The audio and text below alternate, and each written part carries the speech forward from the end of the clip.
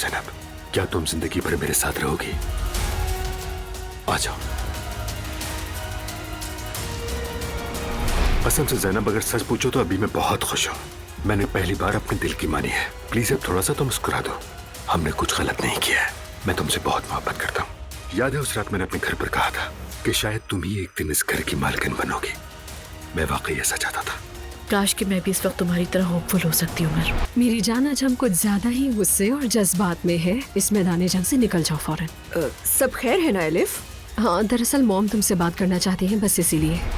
लगता है मैं कुछ भी कर लूं लेकिन तुम्हारे चेहरे से परेशानी नहीं मिटा सकूंगा। तुम्हारी वजह से नहीं है, तुम जानते हो। बस तुम्हें इस हालत में देखना अच्छा नहीं लगता। बहुत अफसोस हुआ मुझे सुनकर आंटी, आप अपनी बेटी को पहचानती भी हैं? यहाँ क्या हो रहा है मम्मी? हो क्या रहा है? मैं और उमर अब साथ हैं। बहुत हो गया अदनान, बस करो, बैठ जाओ।